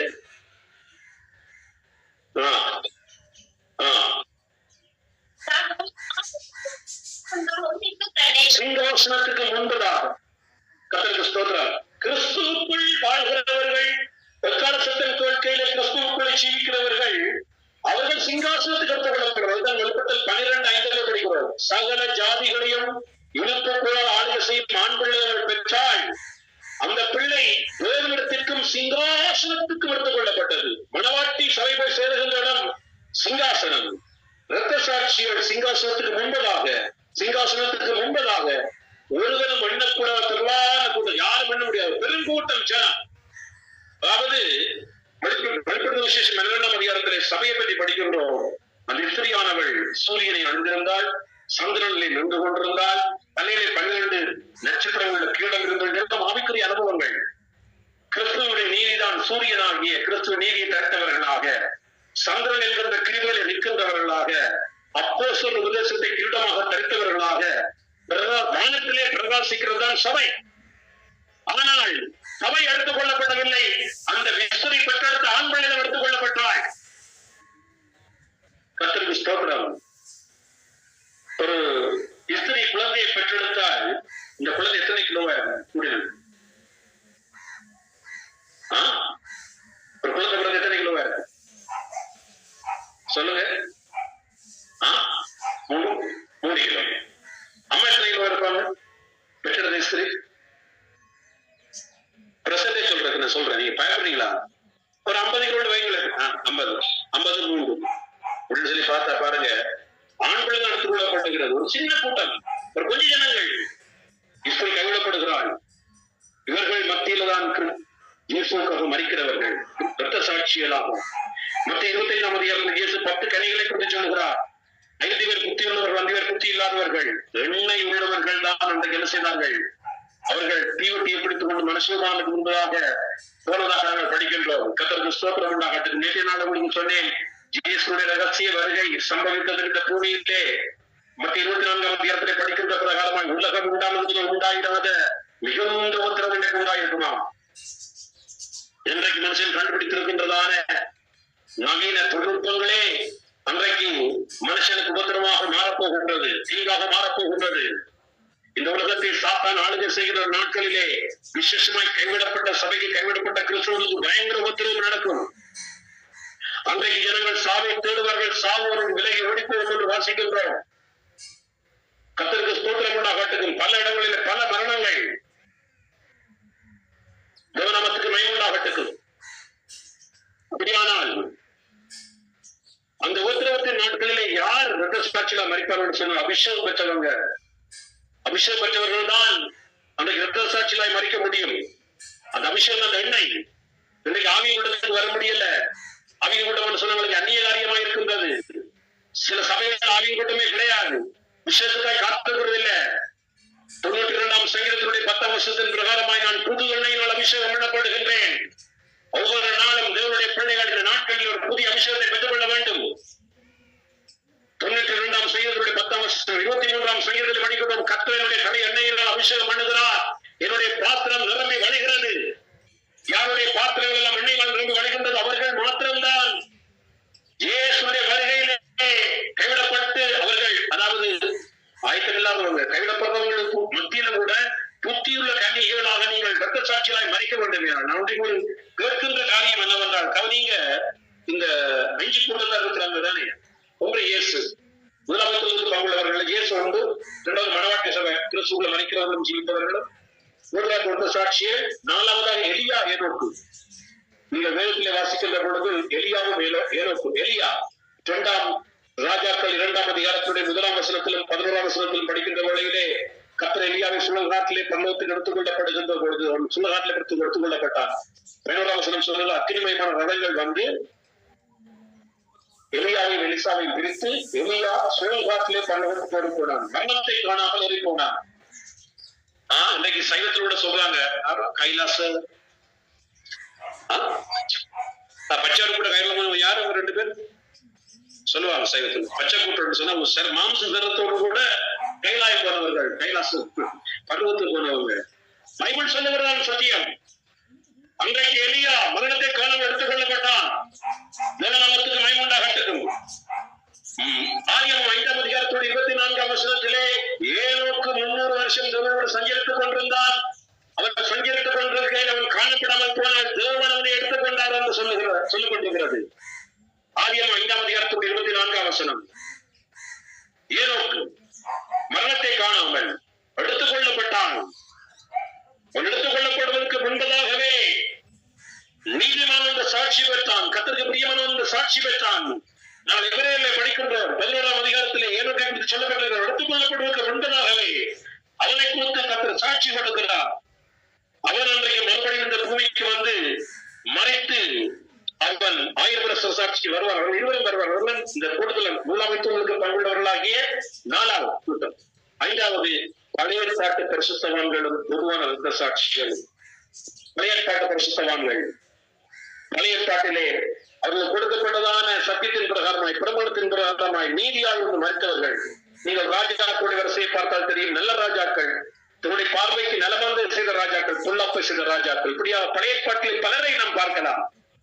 இந்த 11ஆம் அதிகாரத்திலே அந்த பெரிய ஒரு லிஸ்ட், விசுவாச வீரர்களுடைய லிஸ்ட் ஒன்று இருக்கிறது. அதிலே சிலருடைய பேர் இல்லை. கர்த்தருக்கு ஸ்தோத்திரம். ஆகையினாலே நம்முடைய வாழ்க்கையிலே நாம் தேவனுக்கு பிரியமானவர்களாக ஒரு சாட்சியான வாழ்க்கை நாம் வாழ வேண்டும். இந்த காரியமெல்லாம் முடிந்துவிடும். பழைய ஏற்பாட்டு பரிசுத்தவான்களுடைய வாழ்க்கை ஓட்டமெல்லாம் முடிந்து விட்டது. எலியாவுடைய விஷயம் முடிந்து விட்டது. வந்து சேர வேண்டும், அவ்வளவுதான் காரியம். இயேசு தன்னுடைய ஓட்டத்தை முடித்து விட்டார். எல்லாருடைய ஜீவனை முடித்து விட்டார். இன்றைக்கு மீதியா இருக்கிறது மனவாட்டி சபையின் ஊற்றலாக இருக்க சாட்சியில் மட்டும்தான். இந்த ரெண்டு கூட்டத்தில் ஒரு கூட்டத்தில் சேர்ந்து கொண்டால் தான் என்ன செய்ய முடியும்? 1000 வருஷ சாட்சிக்கு வரலாம். கர்த்தருக்கு ஸ்தோத்திரம். உத்தரவாதத்தில் நான் போய் இரத்த சாட்சியாக இருக்கிறவர்கள் நாம் சொல்ல முடியுமா? இந்த உத்தரவாதத்துல நீங்கள் மறைத்தால் ஒருவேளை நீங்கள் 1000 அரசாட்சிக்கு வரலாம். ஆனால் நித்தியத்தில் இருந்த ராஜ்யமாகிய இந்த சீயோன் எருசலேம் என்கிற அதனுடைய மைமுள்ள நகரத்துக்கு வர முடியாது. இரத்த சாட்சியை மறைக்கிறவங்க எங்க வரையலாது? அவர்கள் புதிய வானத்துல எருசலேம் கிட்ட அக்கினி கடந்த கண்ணாடிகள் என்கின்றதான ஒரு விசேஷ இடத்துல காணப்படுற புதிய வானத்துல இந்த இடத்துக்கு வர வேண்டுமே. ஆனால் இந்த 2வது கூட்டம் கிறிஸ்துவுக்குள் வாழ்கின்ற வாழ்க்கை, இந்த வாழ்க்கை வாழ்ந்தால்தான், கிறிஸ்துவுக்குள்ளே மறித்தால்தான் நாம் என்ன செய்ய முடியும்? நாம் 1000 வருஷ சாட்சிக்கு வரலாம். நித்தியத்தில் என்னோட சிங்காசனத்தில் இருக்காரு. பாருங்க, இங்க ஒரு பார்லிமெண்ட்ல ஜனாதிபதி இருக்கிறார், பிரதமர் இருக்கிறார், அமைச்சர்கள் இருக்கிறார்கள், பாராளுமன்ற உறுப்பினர்கள் இருக்கிறார்கள். அதே போலதான் 1000 வருஷ சாட்சியில் இதெல்லாம் வந்தார். பழைய ஏற்பாட்டு வருவார்கள், எலியாவுக்கு வருவார், உத்தரவாதம் வருவார்கள். மனவாட்டி தான் அங்கே மடமா இருப்பாங்க. முதல் பெண்மணியா, இளைஞருடைய முதல் பெண்மணியா, ஜனாதிபதியினுடைய மனைவி. அப்படியே ஆட்டுக்குட்டியானவருடைய மனவாட்டியாகிய நாங்கள் தான் விசேஷித்தவர்களாக இருக்க போகின்றோம். நீங்கள் பிரயாசப்பட்டு இயேசு கிறிஸ்துவின் ரகசிய வரைக்கு போகாவிட்டால் ஆளுகையிலே அதிகமான அதிகாரமும் அதிகமான விசேஷமான அனுபவங்கள், காரியங்கள் கிடைக்காமல் போய்விடும். கர்த்தருக்கு ஸ்தோத்திரம். இந்த 5 கூட்டத்தார் தான் அங்கே முதலாம் பிரபுலர்கள் சொல்லப்பட்டது. கிறிஸ்து முதலாவது வரிசை, 2வது மனவாட்டி சபை, கிறிஸ்துவுக்குள்ளே மரித்தவர்களும் ஜீவிக்கிறவர்களும், உபத்திரவாத இரத்த சாட்சிகள். உபத்திரவாத இரத்த சாட்சிகள் என்றால் சாதாரண விஷயம் கிடையாது. அன்றைக்கு விதம் சொல்லுகிறது, மனுஷர்கள் சாவை தேடுவார்களாம், சாவுவதற்கு விலகி ஓடி போகும். நான் செத்தா நல்லா இருக்கு, நான் போயிடும் விரும்புவாங்க, போக மாட்டாங்க, போக முடியாது. அன்றைக்கு உபத்திரவம், பயங்கரமான உபத்திரவம் நம்பி கிறிஸ்துவனாலே. இன்றைக்கே கிறிஸ்தவருக்கு நடக்கும் உபத்திரவத்தை நீங்கள் பார்க்கிறீர்கள். கிறிஸ்தவர்களுக்கு எத்தனையோ அமைப்புகள் இன்றைக்கு பல விதங்களிலே இன்றைக்கு எல்லாம் திரட்டப்படுகிறது. நீங்க நினைக்காதீங்க ஏதோ அரசாங்கம் செய்கின்றதாக. கர்த்தருக்கு ஸ்தோத்திரம். நான் கொட்டகலிலே இருக்கின்றேன். அங்கே நூறியல் இருக்கின்ற ஒரு அவர் வந்து இடத்துல எல்லா விவரங்களும் கேட்டுக்கொண்டு போவார். இங்க வந்து நம்மளுக்கு இது கூட வந்து நீங்க சபை, நீங்க யாரு, எங்க செய்றீங்க, என்ன பண்றீங்க, எல்லா டீட்டெயில்ஸ் போன்ல நான் வசனம் வந்து போட்டேன். சமாதானத்தை குறித்து உடனடியாக கொள்வழிக்கிறது விளக்கம் என்ன எனக்கு ஆங்கிலத்துல போட்டதுனால அவன் கேட்டிருந்தா என்ன ஒரு காரியம் நீ போட்டிருக்கு, என்ன விஷயம்? கண்காணிக்கப்படுகின்றோம், தப்பி போக முடியாது. அந்த கிறிஸ்துடைய நாட்களிலே கிறிஸ்தவர்கள் யாருமே தப்பி போக முடியாது. அப்படியானால் அந்த கிறிஸ்துடைய இலக்கத்தை தரித்து அவனை வணங்கினால்தான் உத்தரவு இருக்கார். அல்லாவிட்ட நிச்சயமா உத்தரவு. வேதம் இல்ல, இப்படிப்பட்ட வேத பாடங்கள் கிடையாது, ஆராதனை கிடையாது. அந்த கிறிஸ்துவ நாட்கள் முடிய நாட்கள், அதாவது பிசாசின் உலகத்தை ஆளுகை செய்கின்ற நாட்கள். வல்சர்ப்பம் தன்னுடைய மிகுந்த அதிகாரத்தை நீங்கள் வெளிப்படுத்துகிற 13ஆம் அதிகாரத்துக்கு வரவில்லை. ஆனால் நான் பின்பு நான் கடற்கரையில் நின்றாலும் சமுத்திரத்தில் ஒரு மிருகம் ஒருவரை கண்டேன். அதனுடைய வாய் சிங்கத்தினுடைய வாயை போன்றது, கரடியுடைய கால்கள் சிறுத்தையின் உடலை போல 10 கொம்புகள் உள்ளதான இரும்பு பற்கள் உள்ளதான கொடிய மிருகம். இந்த மூன்றும் சேர்ந்துதான் ஒரு மிருகம் ஒருவரை கண்டேன். வலுசற்பம் தன்னுடைய மிகுந்த அதிகாரத்தையும் பலத்தையும் அந்த மிருகத்துக்கு கொடுத்தது. வேதம் சொல்லுகிறது. அதே 13ஆம் அதிகாரத்தினுடைய 11ஆம் வசனத்திலே நான் அங்கே பூமியிலிருந்து ஒரு மிருகத்தை ஒருவரை கண்டேன். அது ஆட்டுக்குட்டிக்கு ஒப்பாக இருந்தது. வலுசற்பத்தை போல பேசுவது 2 கொம்புகளுடையதா இருந்தது எல்லாம் சொல்லப்பட்டிருக்கிறது. சமுத்திரத்தில் ஒரு மிருகம், பூமியிலிருந்து ஒரு மிருகம், வானத்திலிருந்து வலுசற்பம், மூன்றுமாய் சேர்ந்து கிறிஸ்து விட்டுவதை போல வேஷமிட்டு ஒப்பாக காரியத்தை செய்து அன்றைக்கு சாத்தான் அந்த பூமியை ஆளுகை செய்ய போகிறான். அன்றைக்கு கொடுக்கிற காலத்திலே நம்ம இயேசுவுக்காக சத்தியத்துக்காக நின்று மரிப்பது என்பது கடினமான காரியம். பிரியமானவர்கள், இன்றைக்கே நமக்கு ஒரு வார்த்தை தாங்க முடியவில்லை, ஒரு வார்த்தை கேட்க முடியல, ஒரு உத்தரவத்தை சகிக்க முடியல, இயேசுக்காக நின்று நமக்கு பட முடியல, சத்தியத்துக்காக நம்ம சாட்சியாக இருக்க இன்றைக்கு நமக்கு பலன் இல்லாமல் இருக்கின்றது. அன்றைக்கு என்ன சம்பவிக்கும் உங்களுக்கு தெரியும். கொரோனா நாட்களிலே தடுப்பூசி போட வேண்டும் என்று சொன்ன உடனே அல்லாவிட்டால் பஸ்ல போக முடியாது. எல்லா பெண்டிகோஸ்காரங்களும் போயிட்டாங்க ஊசி போடுறதுக்கு. முதலாளா கர்த்தருக்கு ஸ்தோத்திரம். எப்படி சத்தியத்துக்காக நிற்க போகிறார்கள்? எனக்கு சொன்னார்கள், நீ ஊசி போடுங்க, எல்லாத்தையும் வெளிநாட்டுக்கு போல ஊழியம் செய்யறதுக்கு.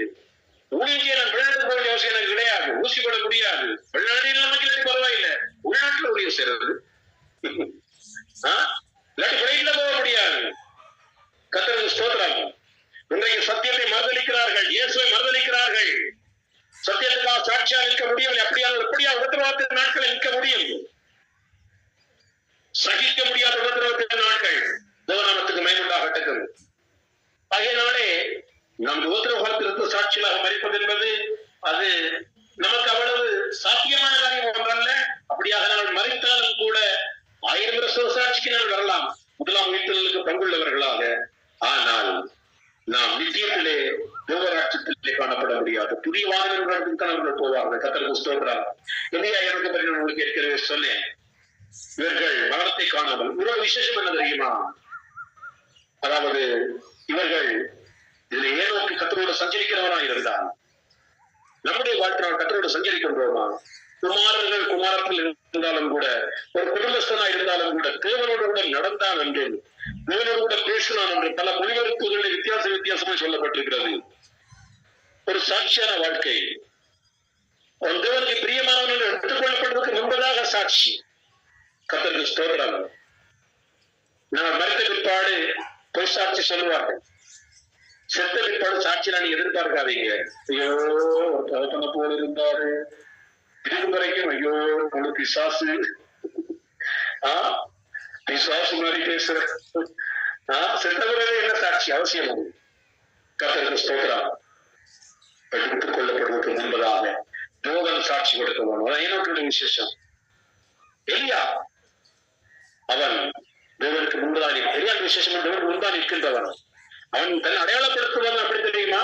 1 ராஜாக்கள் 17ஆம் அதிகாரத்திலே 1ஆம் வசனத்திலே கர்த்தருக்கு முன்பாக நிற்கின்ற நான் சொல்லுகின்றேன். எத்தனை பேருக்கு தைரியமாக சொல்ல முடியும்? நாங்கள் கர்த்தருக்கு முன்பாக நிற்கின்றோமா? அல்லாவிட்டால் கண்ணாடிக்கு முன்பாக நிற்கின்றோமா? சில நேரத்துல 2 hours கண்ணாடிக்கு முன்பாக நிற்கின்றோம். 10 நிமிஷம் கர்த்தருக்கு முன்பாக பாயில உட்கார்றது இல்லை. வெடிக்கட வைக்கிறதா என்று சொன்னா என்ன கஷ்டம் இல்லையா? கண்ணாடிக்கு முன்பா நிற்க நாங்கள் ஆயத்தமா இருக்கிறோம். கர்த்தருக்கு முன்பா நிற்கின்றோம். எலியாவுடைய விசேஷம் என்ன? 4வது வரிசை எலியாவை மேலோக்கும். எலியாவுடைய விசேஷம் கர்த்தருக்கு முன்பா நிற்கின்றவன். கர்த்தருக்கு முன்பா நிற்கின்றவர்கள் 1000 வருஷ சாட்சிக்கு வர முடியும். கர்த்தரை நமக்கு முன்பாக வைத்திருக்கின்றது மாத்திரமல்ல, நாங்கள் கர்த்தருக்கு முன்பதாக ஆண்டவர் ஆபிரகாமை பற்றி சொன்னார், எனக்கு முன்பதாக நடந்து கொண்டு உத்தமனாயிரு. கர்த்தருக்கு முன்பதாக யோக்கியமானவனை செய்ய நாடுகிறோம் என்று போல சொல்லுகிறார். தேவனுக்கு முன்பதாக சுத்தமான சாட்சி உடையவனாக இருக்கிறார், பிரயாசப்படுகிறோம் என்று சொல்லுவதை பார்க்கிறோம். கர்த்தருக்கு முன்பாக ஒரு வாழ்க்கையை நான் வாழ வேண்டும். அல்லாமல் இந்த ஆட்சியிலே நமக்கு பங்கு கிடையாது. இந்த முதலாம் உயிர்த்தெழுதலே 5வது வரிசை தான். உயிர்த்தெழுதல் வரிசை 5வது வரிசை. அதாவது பழைய ஏற்பாட்டு பிரசுத்தவான்கள், புதுவர் ரத்த சாட்சி. பழைய ஏற்பாட்டு பிரசுத்தவான்கள் கர்த்தரிலே அசியாத விசுவாசம், உலகத்தை ஜெயித்தார்கள். வேதத்தில் சொல்லப்படுவார்கள் ஒரு பரம தேசத்தை விரும்பினார்களா, இந்த உலகத்தில் அந்நியரும் பிரதேசிலும் என்று அவர்கள் அறிக்கை செய்தார்கள். தேவனுக்கு அப்படியே கீழ்ப்படிந்தார்கள். அவர்கள் எல்லா பக்கத்திலும் பூர்ணப்படாவிட்டாலும் கூட நியமித்ததான காரியங்கள் ஒரு பூர்ணமான ஒரு வாழ்க்கை. என்ன விசுவாசம் பாருங்க. தானியலை குறித்து படிக்கின்றவர்களில் அவன் எப்படிப்பட்டவனாக இருந்தான், அவனுக்கு என்ன உத்தியோகம், என்ன ராஜ மேன்மை, சாம்ராஜ்யத்திலே வேலை. ஆனால் தினமும் எருசலேமுக்கு நேராக பலகணிகளை தந்து ஜெபிக்கின்றவனாய், ஒரு நல்ல ஜெப வாழ்க்கை உள்ளவனாய்.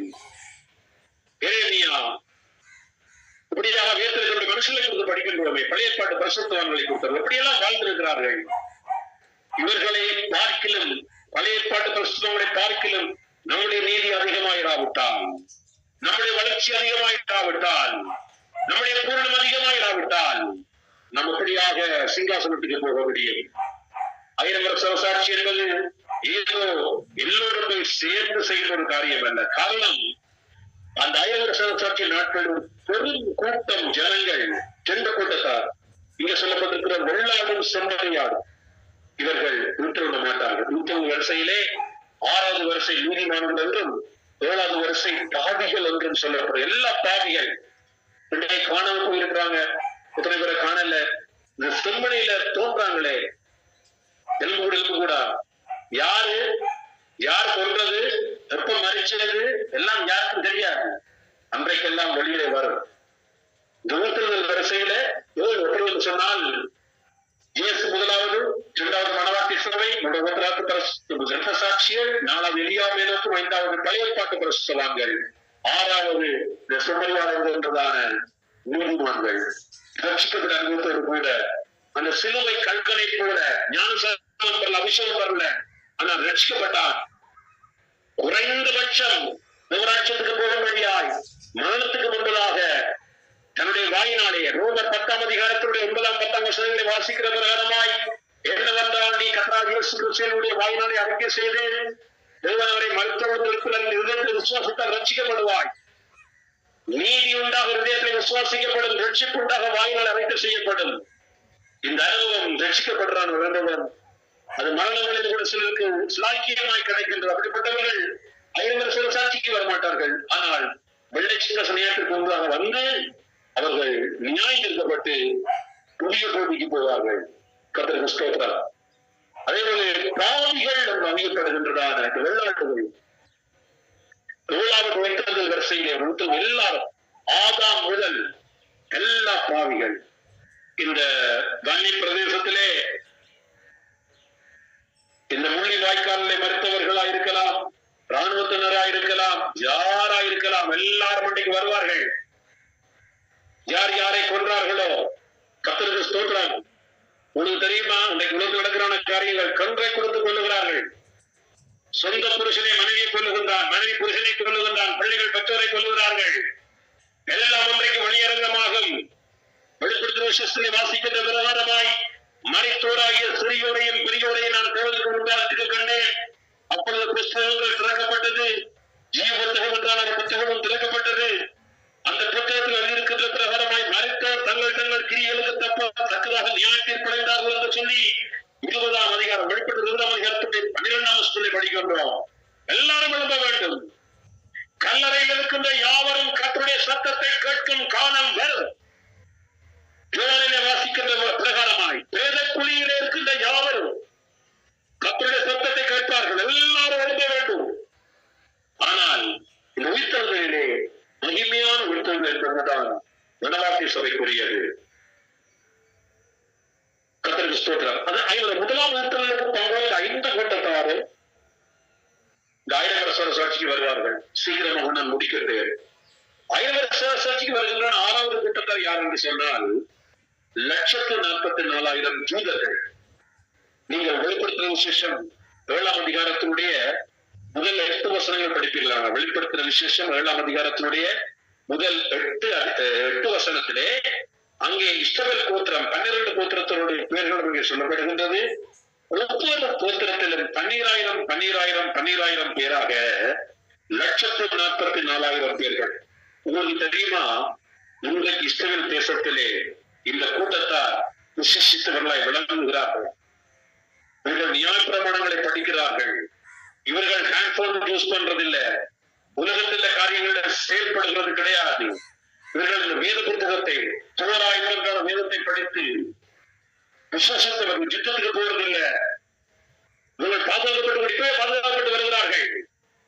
கர்த்தருக்கு ஸ்தோத்திரம் உண்டாகட்டும். இஸ்ரவேல் என்பது ஒரு அடையாளம். இப்போ இதை குறித்து படிக்க போனால் நாட்கணக்காக படிக்கலாம். இன்றைக்கு ஆபிரகாம் மோரியா மலையிலே ஈசாக்கை பலி செலுத்தினான்.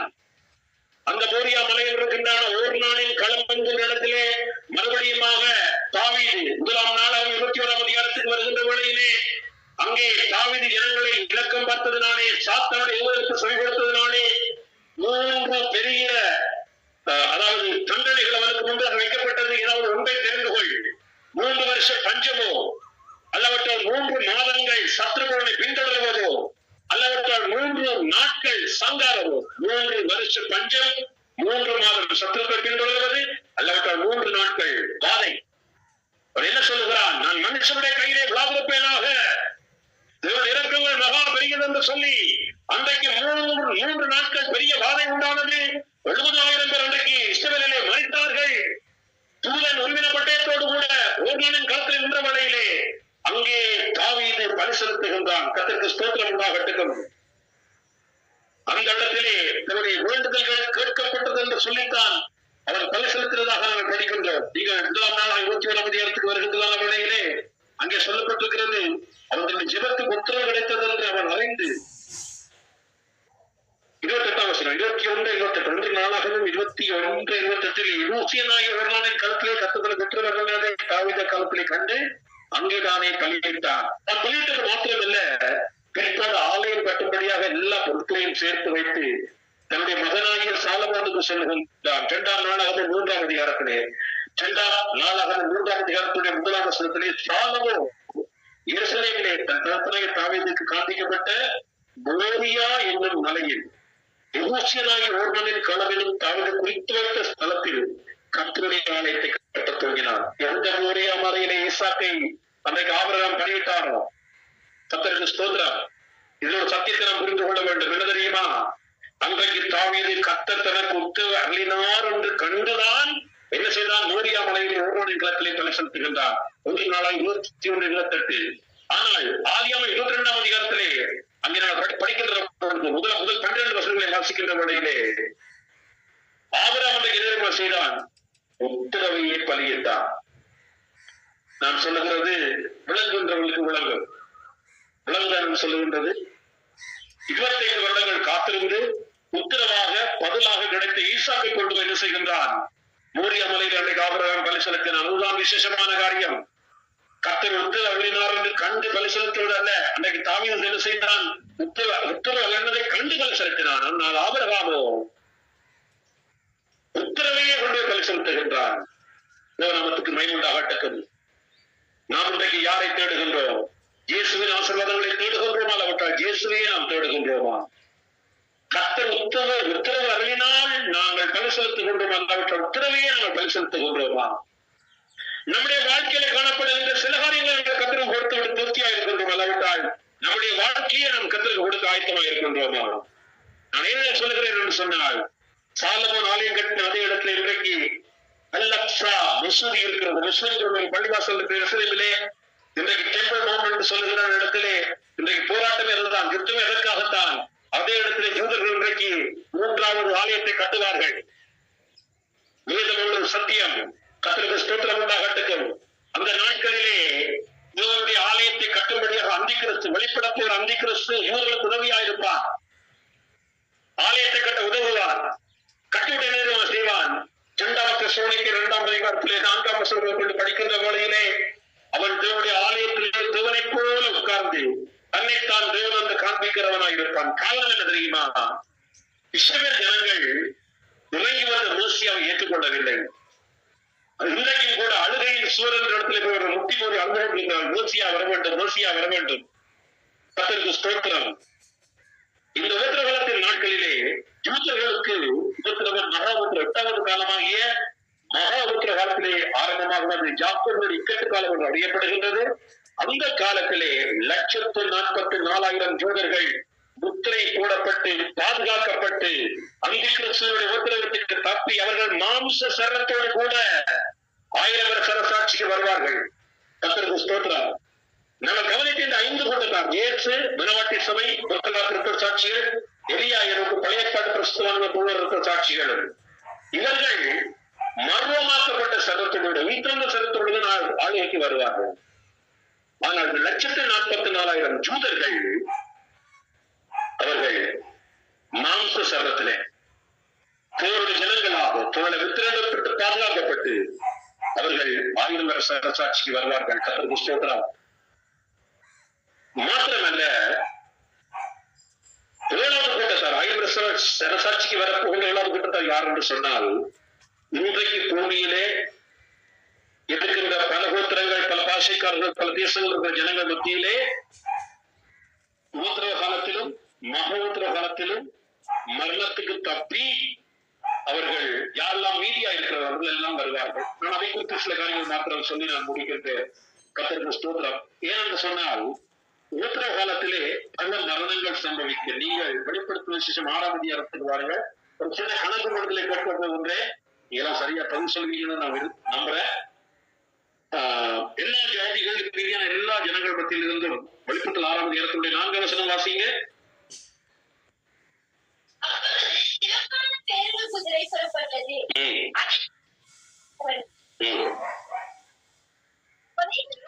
பூமியில் உள்ளவர்கள் ஒருவரை ஒருவர் கொலை செய்யத்தக்கதாக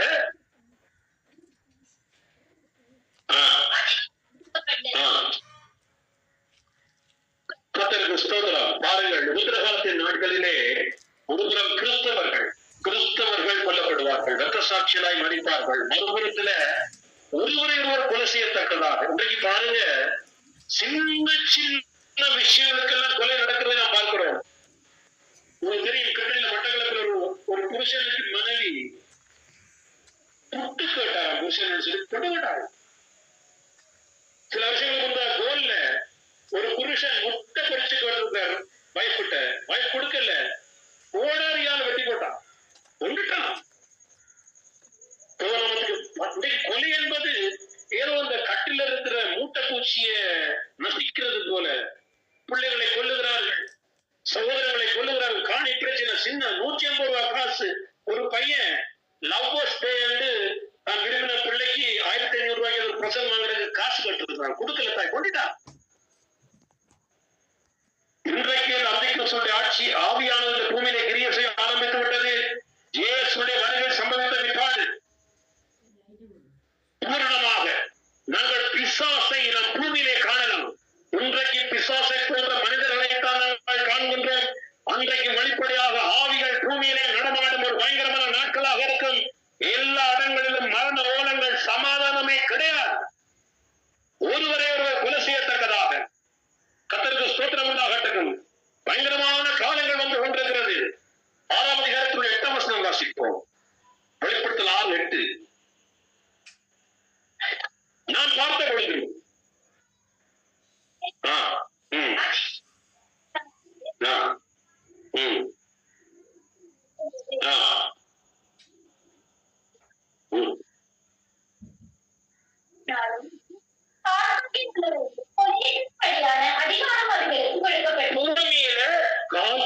ஜனங்கள் கொல்லப்படுவார்களா?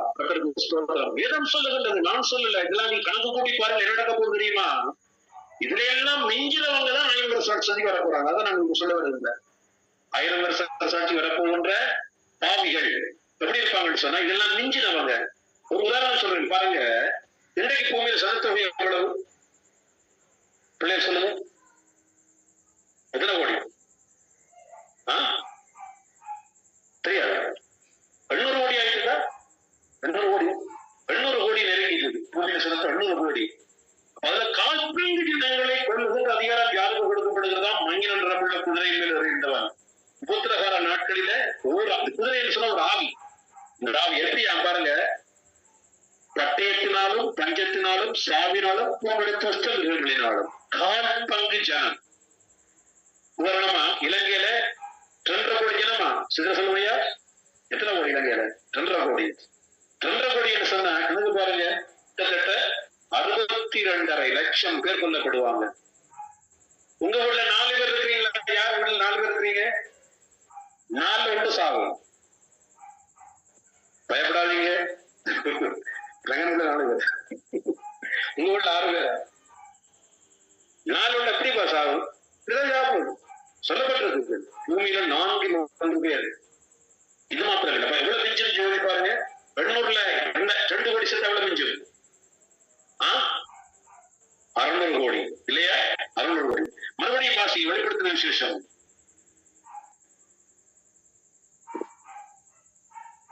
9ஆம் அதிகாரம் 8ஆம் வசனம், 9:18.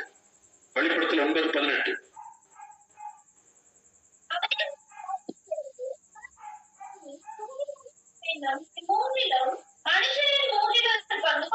மனுஷர்ல 3 கொல்லப்பட்டார்கள். பாருங்க, ஒரு வீட்டுல 4 பேர் வந்து ஒரு ஆள் ஃபர்ஸ்டா, பிறகு மிஞ்சின 3ல உண்டா. எப்படியாக வாயிலிருந்து புறப்பட்டதான அக்கினியும் புகையும் கந்தகமும் இவர்களின் அந்த 3 நாளும் பூமியில 3 மறுபடியும் 2 கோடி. இதை விடத்தான் பூமி அரசியல நடக்கும். பல கொலைகள் ஒருவருக்கு கொல்லுவாங்க. எல்லாம் கழிச்சு கூட்டி மிஞ்சிறவங்க எங்க வருவாங்க? ஐரவர சரசாட்சிக்கு வருவார்கள். ஐரவர சரசாட்சியில எப்படி தெரியும் இருக்கும்? நான் வாசிக்கின்றோம். அங்க சொல்லப்பட்டிருக்கிறது 65ஆம் அதிகாரம், ஏசாயா 65ஆம் அதிகாரம் 20ஆம் வசனம் படிங்க.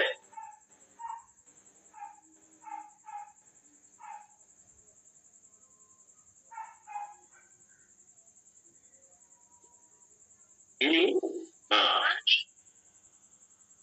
அற்ப ஆயுசுள்ள பாலகனும்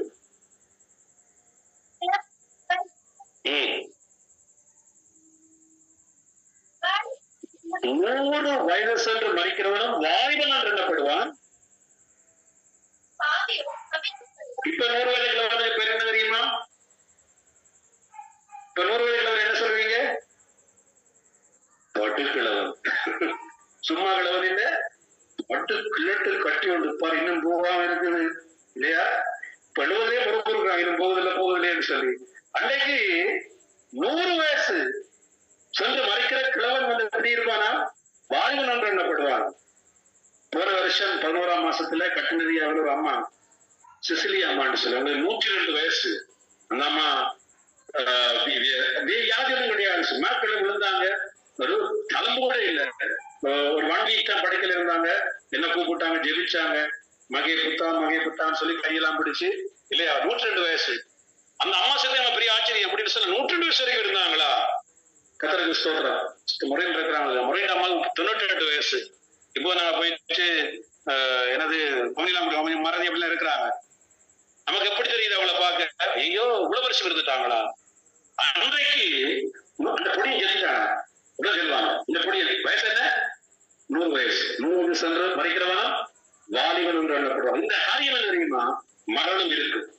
100 வயது சென்று மறைக்கின்ற பாவிய தவிக்கப்படுவார். அப்படியானால் பாவிகள் இருப்பார்கள் ஐவர சரசாட்சியிலே. ஆனால் பாவம் இராது. பாவத்தை செய்கிற சாத்தான் எங்கே இருப்பான்? சிறைச்சாலையிலே. அதாவது இன்றைக்கு அரசாங்கத்துக்கு எதிரான ஊழல் பணிகள் இருக்கின்றது போல பாதாளத்துல கட்டப்பட்டிருக்கு.